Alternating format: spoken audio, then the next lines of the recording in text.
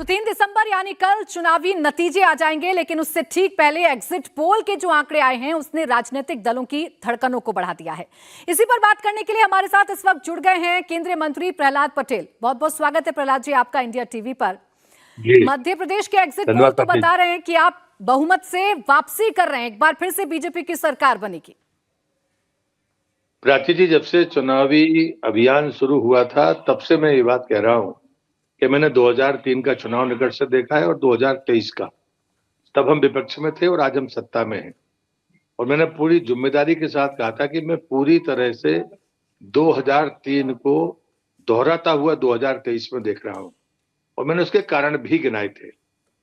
आदरणीय नरेंद्र मोदी जी की नीतियां और नेतृत्व, अमित भाई की रणनीति, मध्य प्रदेश सरकार के कामकाज और मध्य प्रदेश का संगठन।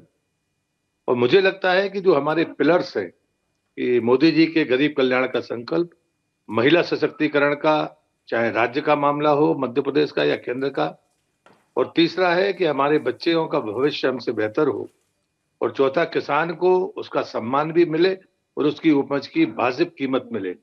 इस आधार पर यह चुनाव अभियान चला। और मैंने हमेशा इस बात को, तीसरी बात मैंने कही थी कि ये विकास भर नहीं है, ये विरासत के साथ विकास है। और मुझे लगता है इस थ्योरी पर कोई हमारे सामने टिकता नहीं है, ऐसी मेरा विश्वास भी है और मेरी मान्यता भी। प्रहलाद जी, आपकी नजर में कौन सा सबसे बड़ा मुद्दा रहा या कौन सी सबसे बड़ी उपलब्धि रही शिवराज सरकार की, जिसने पूरा का पूरा चुनाव बदल के रख दिया, क्योंकि टक्कर मानी जा रही थी आपकी और कांग्रेस के बीच में? नहीं, मैं पहले दिन से ये बात नहीं कहता। मैं पहले दिन से ये बात कहता हूं कि प्रधानमंत्री की गरीब कल्याण का जो संकल्प है वो इतना बड़ा काम है जिसकी कोई कभी तुलना नहीं कर सकता। और दूसरा जो है महिला सशक्तिकरण में जो केंद्र सरकार की नीति है और जो मध्य प्रदेश सरकार की महिलाओं के लिए नीतियां हैं, अगर आप इन दोनों को देखेंगे तो इसका कोई मुकाबला नहीं कर सकता। अगर आप केंद्र की नीतियों में देखते हैं तो चाहे प्रधानमंत्री आवास हो, शौचालय हो, उज्ज्वला गैस कनेक्शन हो, हर घर जल हो, या आरक्षण का मुद्दा हो, महिला आरक्षण का, ये केंद्र का महिला सशक्तिकरण का प्रयास है। और यहाँ पर अगर मैं मध्य प्रदेश में देखता हूं तो बच्ची पैदा होने से लेकर उसके वयस्क होने तक या उसके रोजगार करने तक सरकार उसके साथ खड़ी है। ये बहुत बड़ी ताकत है। और तीसरी बात, जब मैं कहता हूं कि मेरे बच्चों का भविष्य हमसे अच्छा हो जी, तो भारत को अगर सर्वोच्च स्थान पर पहुंचाना है तो मध्य प्रदेश को देश के नंबर 1 के राज्य में लाना पड़ेगा, जिसकी संभावनाएं मध्य प्रदेश में पर्याप्त है। क्योंकि हम सुंदर राज्य हैं, हम बीच में शांत राज्य हैं, संसाधन हमारे पास हैं, संभावनाएं हमारे पास हैं। और मुझे लगता है जो लोकेलिटी है और सब जगह पर कहीं ना कहीं विवाद होते हैं भाषाई या नस्ली भेद के, मध्य प्रदेश की धरती में ऐसा नहीं है। हम बेहतरीन जंगल रखने वाले लोग हैं, पर्यावरण की रक्षा भी हमने की है और विकास के पैमाने भी तय किए।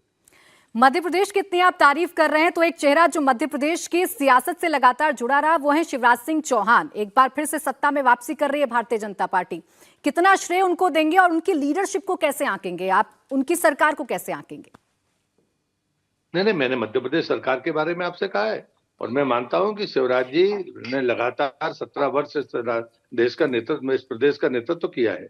और इसलिए मुझे लगता है कि हम सारे जो मित्र चुनाव लड़ रहे हैं और हम लोगों में क्यों प्रतिस्पर्धा होनी चाहिए। मैंने पहले भी कहा है कि वो बेहद लोकप्रिय नेता है, मुझे इसमें कोई संदेह नहीं है कहने में। तो कौन बनेगा मुख्यमंत्री अगला मध्य प्रदेश का? आप आश्वस्त हैं कि अच्छे आंकड़ों से आप सरकार बना रहे हैं, तो फिर मिलेगा शिवराज जी को मौका, या जो नए प्रयोग किए जा रहे थे उसमें उलझेगी बात अभी? प्राची जी, ये फैसला करने का अधिकार ना तो प्रहलाद पटेल को है ना शिवराज जी को है। मुझे लगता है ये फैसला भारतीय जनता पार्टी का है। उसके लिए आपको भी इंतजार करना पड़ेगा, हम सबको भी इंतजार करना पड़ेगा। भारतीय जनता पार्टी का मुख्यमंत्री होगा, कौन होगा ये कहने का मेरा अधिकार नहीं है, इसलिए मैं इस पर टिप्पणी नहीं कर पाऊंगा। आप इतने आश्वस्त नजर आ रहे हैं, मुख्यमंत्री के भी बयान कॉन्फिडेंस में नजर आ रहे हैं, लेकिन कमलनाथ ये कह रहे हैं कि अगर इतने आप लोग आश्वस्त हैं तो अभी से जोड़ तोड़ करने में क्यों लग गए? वो अपनी सीट बचा ले तो बहुत बड़ी बात है। मैंने पहले ही कहा था, मैंने छिंदवाड़ा में जाकर 3 दिन में अपने विधानसभा क्षेत्र में रात्रि विश्राम किया है और 3 दिन मैंने छिंदवाड़ा में किया है। और मैं पहले दिन से इस बात को भी दोहरा रहा हूं कि हम 2003 में 8 सीटें थी, उस समय छिंदवाड़ा की हमने जीती थी। इस बार हम 7 सीटें जीतेंगे और उसमें कमलनाथ की सीट भी शामिल है कि हम, कमलनाथ जी चुनाव हार रहे हैं और इसलिए वो बीच में कभी बौखलाहट भरे बयान नहीं देते थे। उनकी ये टिप्पणियां उसी हताशा और हार का परिणाम है कि वो आज से जोड़ तोड़ की बातें कर रहे हैं। उन्हें पता है कि छिंदवाड़ा की धरती पर इस बार उनका किला रहने वाला है। अच्छा, बड़ी जिम्मेदारी छिंदवाड़ा को लेकर ही थी और आपके कंधों पर थी प्रहलाद पटेल जी। इस जिम्मेदारी को कितना आप निभा पाए और आपका अपना आंकलन क्या कह रहा है छिंदवाड़ा को लेकर, उसके आसपास की सीटों को लेकर?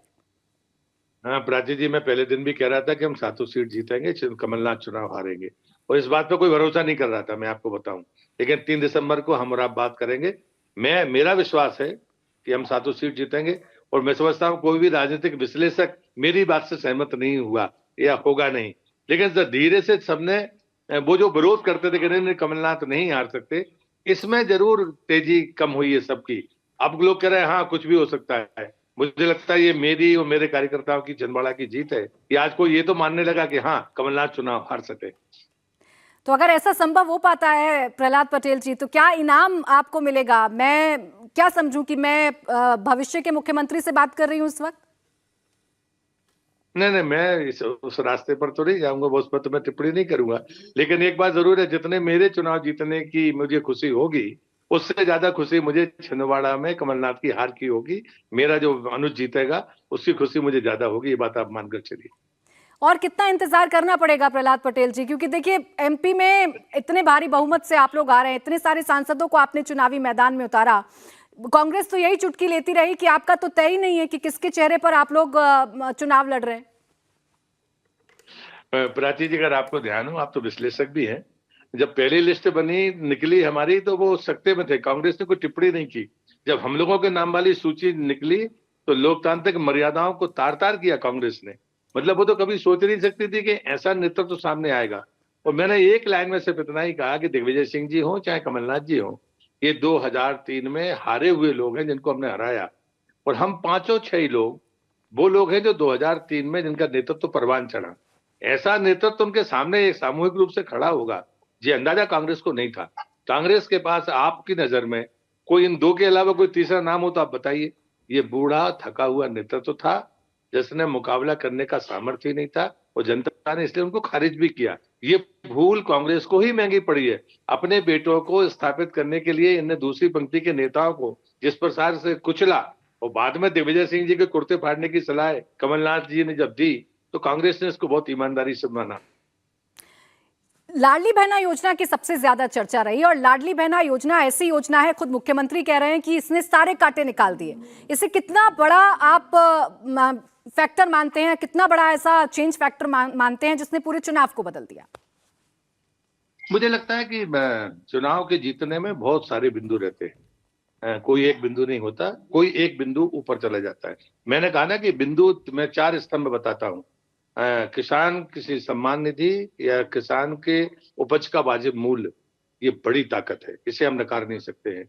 युवाओं नव मतदाताओं ने जिस प्रकार से भाजपा को आशीर्वाद दिया, वो इस योजना के लाभार्थी नहीं होने के बावजूद उन्होंने भाजपा को आशीर्वाद दिया है। महिला सशक्तिकरण का एक हिस्सा लाडली बहना है, इसमें कोई दो मत नहीं। लेकिन मैंने आपको और भी चीजें गिनाई हैं, वो दर्जन भर चीजें हैं जिसने महिला सशक्तिकरण को बल दिया है। गरीब कल्याण की जितनी भी योजनाएं मोदी जी की है, जो मुफ्त राशन की योजना हो या अन्य आयुष्मान कार्ड की बात हो, उनका यह कमाल है। मतलब मुझे लगता है कि मतदाता पहली बार मुखर हुआ है वोट देने के बाद। ये शायद आपने भी अपने जीवन में महसूस किया होगा कि लोग बोले नहीं और बाद में आकर लोगों ने जवाब दिया। आप बार बार अपने पुराने वक्त की बात करते हैं, अपनी पुरानी टीम की बात करते हैं। इसी पुरानी टीम में मुख्यमंत्री शिवराज सिंह चौहान भी हैं, आप सब साथ हैं, आप ये भी बता रहे हैं। मुख्यमंत्री शिवराज सिंह चौहान का वर्किंग स्टाइल कैसा लगता है प्रहलाद पटेल जी को? कितने नंबर आप मुख्यमंत्री शिवराज सिंह चौहान को देंगे? मुझे लगता है कि हम दोनों सारे लोग एक दूसरे को 10 ही नंबर देंगे, कोई 9 नंबर नहीं देगा। सबकी अपनी अपनी काबिलियत है, सबके अपने अपने गुण हैं। पार्टी ने किसी को मुख्यमंत्री बनाया, किसी को केंद्रीय मंत्री बनाया, किसी को राष्ट्रीय पदाधिकारी संगठन का बनाया, इससे कोई फर्क नहीं। जिम्मेदारी पार्टी ने दी है। लेकिन हम गौरवान्वित है कि 4 दशक के लगभग हम सारे लोग एक साथ काम कर रहे हैं, और मुझे लगता है कि अभी चेहरे सबके बेदाग हैं। ये हम सबकी जीवन की सफलता है। तो क्या कोई जोड़ तोड़ में वाकई में भारतीय जनता पार्टी लगी हुई है, जिस तरफ कमलनाथ इशारा कर रहे हैं? मन में कोई शक, कोई शंका है इस बात को लेकर? जोड़ तोड़ भाजपा को करने की जरूरत नहीं है। मैं तो पहले दिन से ये बात कहता हूँ, हमें जोड़ तोड़ नहीं करना है। हमें तो सिर्फ ये देखना है कि परिणाम आए, उस परिणाम में जो हमने अनुमान लगाए हैं उसके अनुमान के मुताबिक हो। इससे ज्यादा हम कोई नहीं सोचते। मेरे जैसा आदमी तो हम जब चुनाव लड़ता है तब भी इसी सहज भाव में रहता है, बाद में भी रहता है। हम तो जोड़ तोड़ की राजनीति के विरोधी है। मैं कभी इस रास्ते पर कभी गया नहीं, और मेरा इस रास्ते का मैंने कभी समर्थन किया नहीं। ठीक है, आखिरी सवाल प्रहलाद पटेल जी, आपका अपना आंकड़ा क्या कहता है, कितना सीटें भारतीय जनता पार्टी मध्य प्रदेश में जीतने जा रही है? 2 दशक के बीच का अंतराल है। 2003 में हम सर्वोच्च मुकाम पर थे और 2023 उसकी पुनरावृत्ति है। ये मैं पहले दिन से कहता हूं, और ये सिर्फ मैं स्वप्न में नहीं कहता हूं, जो नजरों में दिखता है। लेकिन मुझे लगता है कि इस बार राजनीति में बहुत सारे परिणाम ऐसे आएंगे जो मैंने कई बार लोगों को बोले हैं, लेकिन शायद परिणाम के बाद जब मैं कभी विश्लेषण में शामिल होऊंगा तो मैं आपको बताऊंगा कि इस बार किस प्रकार से राजनीतिक परिदृश्य बदला है। बहुत सारे पैरामीटर ध्वस्त होंगे। इनकम्पेंसी जैसे जो पैरामीटर्स होते हैं, रो हो या एनटी, इन पर भी बहुत मंथन की जरूरत पड़ेगी। 20 साल पहले हम जिन पैरामीटर्स के आधार पर आकलन करते थे वो सारे पैमाने बदल गए हैं, ऐसा मेरा मानना। चलिए ठीक है, फिर आपसे मुलाकात होगी कल जब नतीजे आएंगे तो आपसे बातचीत जरूर होगी। प्रहलाद पटेल जी, बहुत बहुत शुक्रिया हमें वक्त देने के लिए, हमसे बातचीत जी बहुत धन्यवाद। बहुत धन्यवाद आपका।